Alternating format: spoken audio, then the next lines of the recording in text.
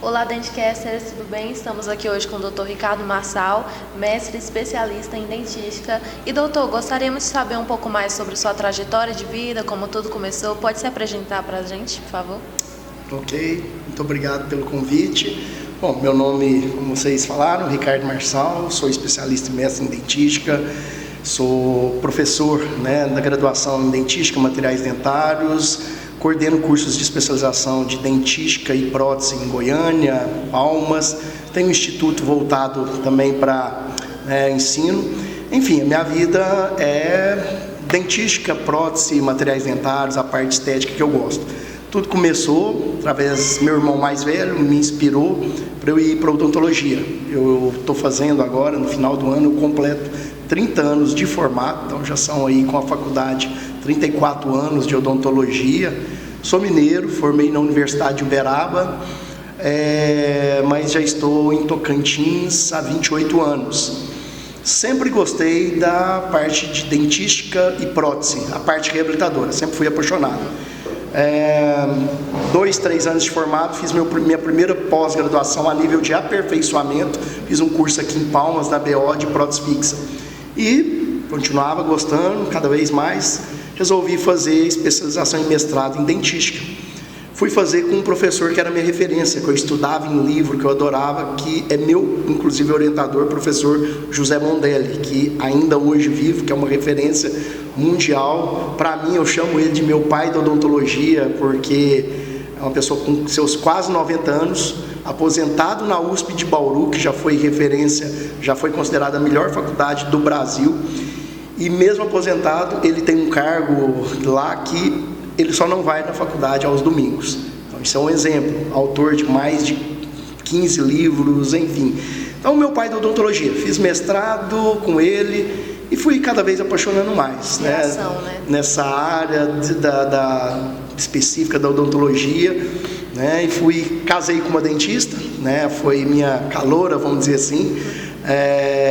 Ela foi para a parte de endodontia. E hoje, vamos dizer, para a gente completar um pouco dessa história, nós temos 2 filhos que também foram para a odontologia.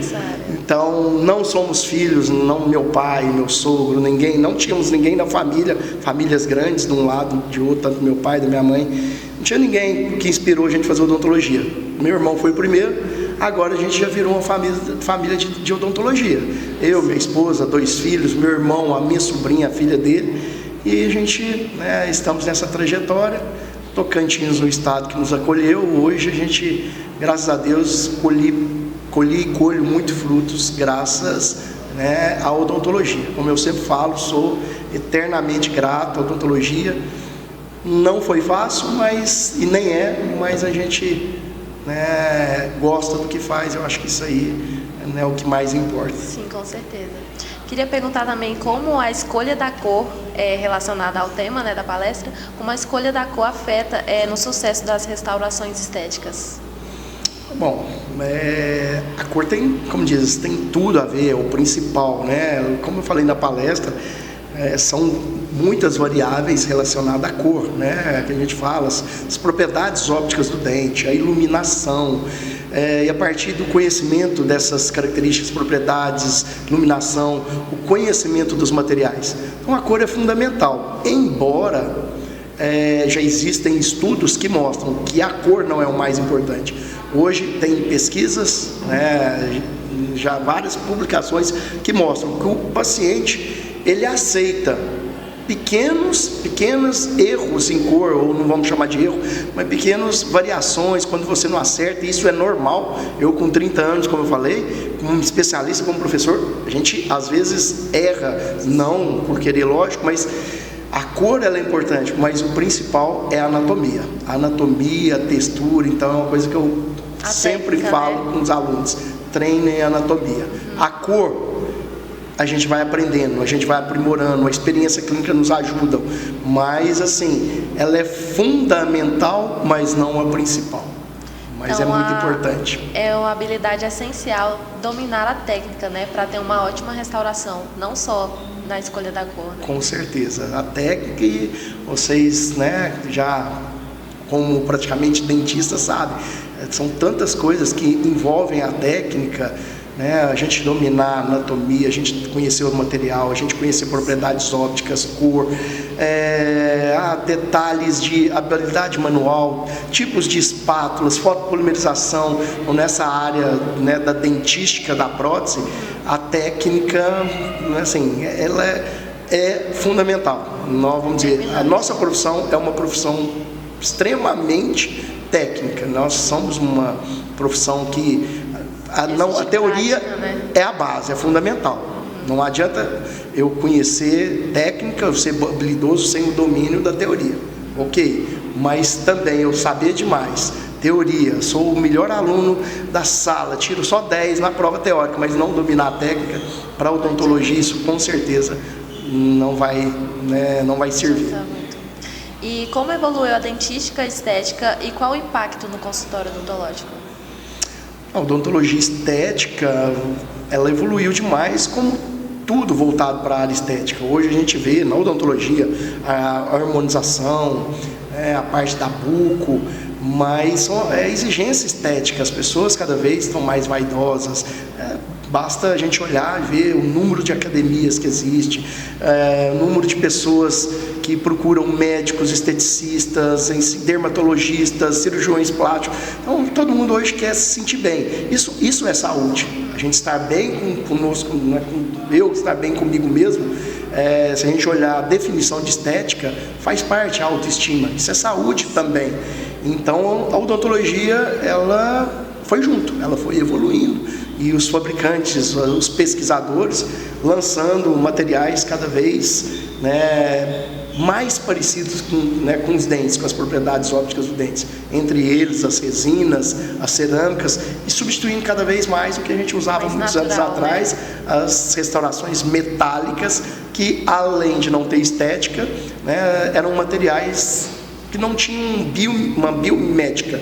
Né? O que é a biomimética? É a gente tentar copiar o natural, a biologia. E restaurações metálicas não se comportam como um dente. Muitas vezes fratura um dente e a restauração metálica fica inteira na boca. Então a estética foi evoluindo pela sua importância mesmo, a questão da autoestima, e os materiais acompanhando, sendo cada vez, se comportando cada vez mais parecido com as estruturas dentárias. Sim, em relação a isso, queria saber como o senhor lida quando chega um paciente que tem uma alta expectativa estética, mesmo que não seja para o caso dele, né?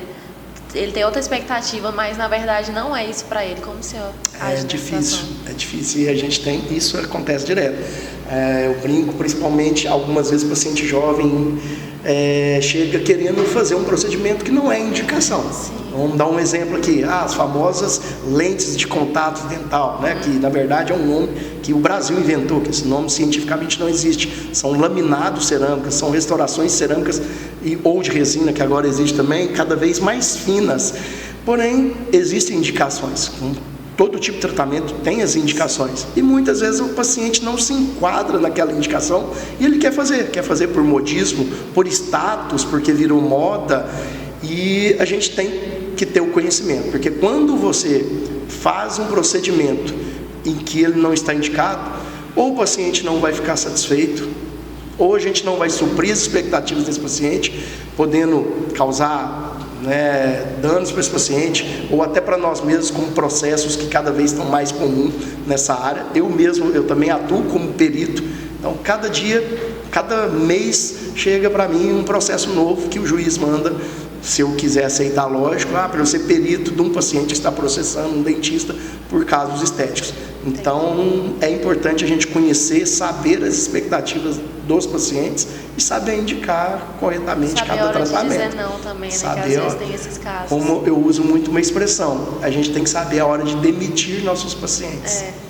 Então, a gente tem que saber. Tem paciente que não é indicado para ele aquele tratamento, a gente tem que demitir aquele paciente. Mas eu não posso, nossa, é um tratamento que vai custar X, eu estou precisando. Nada substitui, como diz, eu dormir tranquilo, porque isso lá na frente, se eu pegar um caso que não é indicado, isso vai me dar problema futuramente. Com certeza, né? E como podemos alcançar o equilíbrio entre a função e a estética? Bom, realmente, como você falou assim, é o equilíbrio, é o conhecimento. O conhecimento das matérias básicas que hoje muita gente, né, muitos acadêmicos negligenciam a importância dessas matérias básicas. Matérias básicas eu estou falando, oclusão, anatomia dentária, estou dizendo mais voltado para dentística, para prótese, mas embriologia, fisiologia para outras disciplinas, mas uma pessoa que sabe fazer uma faceta linda, maravilhosa, domina a estética, mas ela não sabe oclusão, ela não sabe adesão, ela não conhece sobre a anatomia dentária, ela não vai conseguir. Então, esse equilíbrio função estética, ele é fundamental para a gente ter sucesso nos nossos tratamentos. Sim, super. Qual a evolução da dentística, estética e o impacto que ele tem no nosso consultório? A odontologia estética, ela evoluiu muito, principalmente nos últimos 40 anos, da década de 80 para cá. Ela vem evoluindo cada vez mais, lógico, mas assim, um grande boom, né, a explosão dos tratamentos estéticos, da importância foi na década de 80, 90. E a importância dessa evolução para os nossos consultórios como diz, mais tratamentos, como diz, uma maior demanda de clientes no nosso consultório, que alguns anos atrás, quando a estética não tinha tanta importância ou não era tão valorizada, os tratamentos que a gente fazia eram por motivos ou funcionais, ou dor, né, ou tratamento de doença, da doença cárie ou outras doenças, né, do sistema estomatognático. Hoje não, hoje às vezes, além desses tratamentos, a gente também tem os tratamentos estéticos. Está muito alinhado ao marketing também, né? Demais, a gente demais. Tem que saber gerir essa parte para ter até mais paciência. Tem. Hoje, eu até aconselho para vocês aí, geração mais nova, a minha geração não foi formada, ou até hoje também, às vezes a gente não é formado, não sei a base, né, curricular da faculdade de vocês, mas onde eu ministro, o aluno às vezes não sai com esse conhecimento do marketing, mas hoje em dia é fundamental. Pode ser o melhor dentista do mundo, se ele não for visto, se ele não tiver visibilidade, não adianta. Quem não é visto não é lembrado. Não é lembrado. Né? Lógico que às vezes o excesso de visibilidade, se a pessoa também não se garantir por trás, isso também vai trazer consequências, é importante. Não adianta eu ser bom no marketing digital, lotar meu consultório e os tratamentos depois não forem condizentes. Aí vai durar pouco. Agora, se eu souber aliar esse marketing com a excelência dos tratamentos, é fundamental. Ser um profissional de sucesso. Invistam em gestão, é importante essa gestão da clínica, e quando a gente fala de gestão, está incluído o marketing. Então, como a gente estava falando, quem não é visto não é lembrado.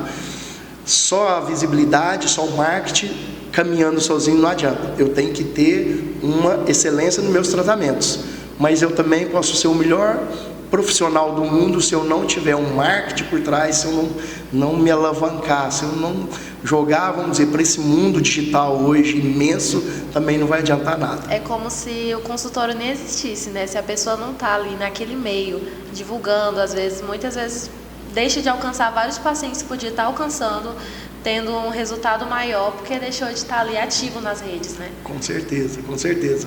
E a gente vê que hoje, assim, a juventude, a garotada hoje, vocês, como diz, quase que já nascem com um pouco disso. Então, vocês levam uma vantagem muito grande. A minha geração mais velha, o pessoal tem muita dificuldade, mas a gente pode ver que todo mundo está entrando, ou os que não estão entrando, se eles não tiverem ali uma carteira de clientes muito grande, não vai sobreviver. Então, sim, a gente tem que ter essa visibilidade, a divulgação dos nossos trabalhos, né, no mundo de hoje é fundamental. Todas as profissões, lógico, mas na odontologia, e principalmente na odontologia estética, quando a gente fala de estética, tem que divulgar, tem que aparecer. E quais são as tendências e inovações para o futuro da dentística? Eu poderia dizer que tendências, inovações já são realidades. Uma que eu vou dizer de cara aqui, a impressão digital já é realidade, mas cada vez vai ser mais. Já se estão fazendo, mas ainda no Brasil não tem, e ainda estão fazendo vários trabalhos para validar impressão até de cerâmica. Resina já é uma realidade, embora ainda é uma polêmica. Resinas impressas como tratamento definitivo ainda não são tão indicadas, mas é o futuro e um futuro bem próximo. A outra tendência, que já é uma realidade que eu posso dizer, também são materiais bioativos. O que são materiais bioativos? São materiais que têm atividade biológica, que além de cumprir aquela função dele, vamos falar da resina. O que é uma resina bioativa? Como as resinas, por exemplo, da Shofu, uma empresa japonesa. São resinas que, além de fazer o papel delas, que é restaurar esteticamente também, dois papéis, estética e restaurar, né, devolver função para o dente, essas resinas liberam íons tendo atividade biológica, remineralizando o dente, atuando como desensibilizante, antimicrobianos, enfim, tem várias propriedades. Então é uma tendência. A Shofu é pioneira nisso, tá? Mas outras empresas estão vindo aí e é uma tendência bem alta, isso, que eu apostaria, que eu falo, estudem um pouco sobre impressão, ou estudem muito sobre impressão e sobre bioatividade. Estudar bastante sobre esse assunto. É isso. E quais uma das maiores dificuldades que o senhor recebe no seu consultório relacionada à dentística? Quais tipos de... Não à toa eu escolhi esse tema. A gente tem, né, como queixa essa dificuldade, cor, anatomia, porque assim, vamos lá, repetindo o que eu, já falei anteriormente, nossa profissão é muito técnica. Então eu sempre falo em cursos meus, na graduação, um jogador de futebol que seja, um cantor que seja, poucas pessoas nascem com um dom. Quantos Pelés tiveram na vida? Para quem gosta de futebol, quantos Maradonas, quantos Roberto Carlos, Frank Sinatra, quantas dessas pessoas tem? Essas pessoas nascem com um dom. Quando a pessoa nasce com um dom e ela treina, ninguém segura essa pessoa.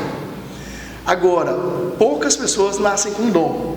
Isso não impede da pessoa se tornar uma referência. Então, nós temos vários jogadores que se tornaram referências, vários cantores que são referências, mas eles não têm o dom. Então foi muito treino, muito treino. Eu uso a expressão, é mais transpiração do que inspiração. Então essas pessoas, eu me incluo nelas, a gente tem que suar muito, a gente tem que treinar muito. Então uma das dificuldades é o domínio da técnica, da anatomia. Então a gente vê as queixas principais são essas: cor, anatomia, saber reabilitar pacientes mutilados, no caso, assim, paciente que perdeu a dimensão vertical de oclusão, como que eu devolvo? Então a oclusão também é um dogma e uma área que muita gente até tem receio, porque oclusão é muito ampla. E muitas vezes na faculdade, na graduação, vários ótimos professores, são muito bons, mas às vezes eles ou não sabem passar, ou às vezes na ânsia de querer passar muito conhecimento na graduação, o aluno odeia a oclusão. E a oclusão, também falei anteriormente, é a base de qualquer uma das especialidades. Então, resumidamente, na procura que a gente tem de alunos, é mais estética, domínio de estética, de cor, anatomia e reabilitações à parte de oclusão. E a procura de pacientes hoje, eu poderia dizer também estética e a reabilitação funcional. Quando o paciente perde a função realmente, está com colapso oclusal, perda de dentes, migrações de dente, e ele quer devolver aquela mastigação que um dia ele já teve. Saúde, né? Saúde, com certeza. Relação à saúde. Quais dicas o senhor pode dar para acadêmicos que estão se formando e querem seguir nessa área da dentística?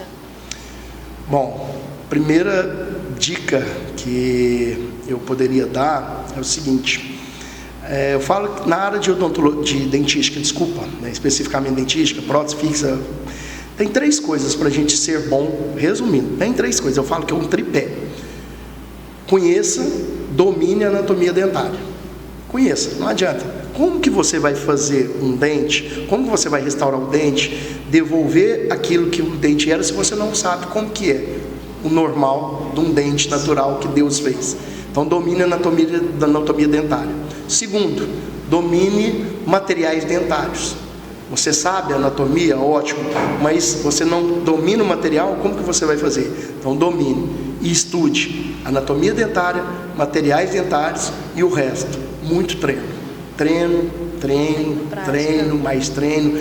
Eu falo assim, se eu olhar restaurações que eu fazia 5 anos atrás, para ser pouco tempo, eu falo, meu Deus, eu fazia isso. Se eu olhar 10 anos, pior. Se eu olhar 15, 20, eu tenho vergonha.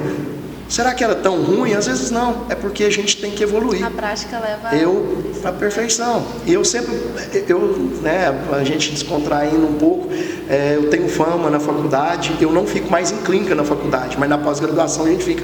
E a gente tem que avaliar o aluno. E eu nunca dou 10. Então eu sou aquele professor que nunca dá 10. Nossa, professor, eu falo, gente, 10 é só Deus. Incentiva o aluno a buscar mais e melhorar. Aí eu falo, eu não me dou 10. Eu nunca me dou 10. No máximo que eu me dou são 9. Eu sempre falo. O máximo que eu dou para mim é 9. O dia que eu der 10 para mim, eu acho que está na hora de eu parar. Aí eu acho que tá bom. Deu, porque eu não tenho mais para onde evoluir. Eu penso assim. Então, treinem sempre. Vamos fazer agora um bate e volta. É como se fosse isso ou aquilo. A gente pergunta para o senhor e o senhor fala qual que prefere. Dentina ou esmalte? Qual é mais fácil de acertar a cor? Dentina. A dentina. Escala clássica ou simplificada? Simplificada. Simplificada? Por quê? Simplificação. A escala simplificada, vamos dizer, de cores, de resina, ela resolve 80%, 90% da demanda da minha clínica. Para que eu vou querer saber o sofisticado? O engenheiro que construiu a ponte Rio-Niterói, o engenheiro que fez a ponte de Palmas, ele não começou com essas pontes. Ele começou com pontes pequenas, vocês podem ter certeza. O dia que eu dominar a escala simplificada, aí eu posso passar para a clássica, para uma mais evoluída. Mas domine o simples primeiro, aí depois fica mais fácil. Sim, subir degrau por degrau, né? Qual é mais importante, estratificação ou a seleção da cor? A seleção da cor. Porque se você não souber selecionar bem, você vai errar na estratificação. Sim. É consequência. O que pesa mais na estética, a forma ou a cor? Como eu falei, forma. Pesquisas mostram. Aí, isso baseado em pesquisas. Minha opinião, mas embasado cientificamente. Anatomia, forma. Dados, né? Qual o senhor prefere para a estética? A restauração direta ou indireta? E por quê? Essa eu não posso ficar no meio termo, em cima do muro. Existem as duas indicações. Tem indicações para a parte direta, tem indicação para a parte indireta. Não existe aquilo que só resina que presta. Tem gente que só faz resina, tem gente que só faz cerâmica. Eu adoro fazer os dois. A resina, ela, quando você faz e realmente fica bom, ela te dá um prazer maior, que foi você. Foi você, só você. A cerâmica não foi só você. Se você não tiver um bom técnico, e quando você tem que dar também, como diz, os créditos para quem realmente fez. Lógico, você preparou correto, senão o técnico não vai ter condição. A questão da cor foi ele. Aí é uma parceria, é um casamento que eu falo. Mas a resina, ela me dá um prazer pessoal. Quando eu faço um caso, fica lindo, maior. Mas eu faço os dois, gosto dos dois e tem as indicações. Mais do que as lentes de contatos e... Nessa questão, tem indicação para o paciente ou ele chega e escolhe? Não, tem indicações. Tem indicação, né? Se ele chegar... Tem indicações, não o paciente, vamos escolher. E assim, para a gente tentar ser bem direto ao ponto e resumindo. Não dá para pegar isso e generalizar, não. Pacientes jovens, resina. Pacientes um pouco mais velhos, não idosos, mas já adulto para idoso, cerâmicas. Por que tem essa diferença? Por causa da durabilidade? A durabilidade, a reversibilidade, a resina, não que ela é irreversível, assim, vai ter um dano se você tiver que trocar, mas é menor do que uma cerâmica. Então, pacientes, a resina, a gente consegue fazer pequenos acréscimos sem encostar uma broca. A cerâmica, essa história de lente de cerâmica, zero desgaste. Quem fala isso? Ou está mentindo, ela fala isso para o paciente ver, não teve desgaste, ou pode olhar que tem inflamação gengival. Não, dois corpos não ocupam o mesmo lugar ao mesmo tempo. A cerâmica ela precisa de espaço. Pode ser fino o seu preparo, mas ela precisa de espaço. Então, como diz, a resina paciente mais jovem, mas como eu falei, não podemos generalizar também. Não impede o paciente jovem fazer cerâmica de maneira nenhuma, se for indicado. Isso. Mas vamos dizer, uma tendência maior é isso. Pacientes jovens, resina, pacientes quanto mais velhos vão ficando, cerâmica. Na minha boca foi isso. Eu ensaiei 10 anos para fazer um tratamento. Por quê? Ora eu queria resina, ora eu queria cerâmica. Mas, como eu estava falando, então assim, nada impede de fazer cerâmica em paciente jovem de maneira nenhuma. Mas é uma indicação. Como eu falei, no meu caso, então eu ensaiei muitos anos, aquilo não me incomodava tanto, meus dentes, até chegou um ponto que estava me incomodando esteticamente e funcionalmente eu já estava tendo problema. Mas quando eu defini realmente, eu falei, não, é cerâmica. Por quê? O que pesou para a cerâmica para mim? A questão da minha idade. Eu falei, não, já estou na idade que a durabilidade de uma cerâmica pode falar o que for. Cerâmica é vidro. Resina é plástico. É diferente. É por aí.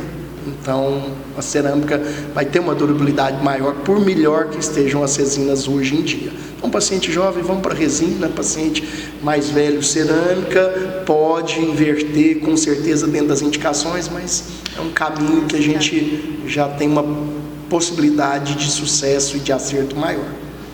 Como o senhor lida em relação, por exemplo, um paciente que tem bruxismo, que pode comprometer o tratamento, né, das lentes ou no caso da dentina que for colocar, né, da dentista? Bom, vamos lá. A questão do paciente bruxista, bruxomânico, a gente fala. Primeiro, a gente tem que saber qual o fator desse bruxismo. Existe um bruxismo que a origem é dentária, odontológica, ponto. Mas hoje em dia, quando a gente vai aprofundar no assunto, nos artigos, dificilmente um paciente com bruxismo ele tem um fator isolado. Hoje o estresse do dia a dia, o estilo de vida da pessoa, tudo isso vai influenciar. Então, se o problema não é só odontológico, eu não estou tratando o problema 100%. Então, paciente com bruxismo que fez reabilitações estéticas, placa, tem que usar placa balanceada, placa rígida ou semi-rígida, não placa flexível, ele tem que usar. E uma analogia, eu sempre falo, vocês vão entender bem, e resumindo, finalizando sobre isso. Ninguém compra uma Ferrari e deixa ela dormindo de fora da casa sem seguro. A placa é a garagem e o seguro da sua Ferrari que você colocou na sua boca. Então, um paciente bruxista precisa de placa. Precisa, né? Inclusive, vi numa pesquisa de 4 de 10 pacientes podem ter bruxismo. Então, é muito importante a gente saber diagnosticar para poder tratar, que eles não pode comprometer o tratamento, né? Com certeza, com certeza. E a gente vê muito caso de insucesso por isso. Aí, mas o tratamento que não prestou, não, às vezes o tratamento até a finalização foi certo, às vezes. Da finalização para frente, a gente tem que fazer a preservação, que a gente chama. Às vezes o profissional não fez essa parte. Então a falha foi do final desse tratamento para lá, que o paciente tem que continuar. Esses pacientes que a gente realmente reabilita, ou seja, uma reabilitação, a gente tem que estar em constante contato com esse paciente, o retorno periódico desse paciente tem que ser muito constante.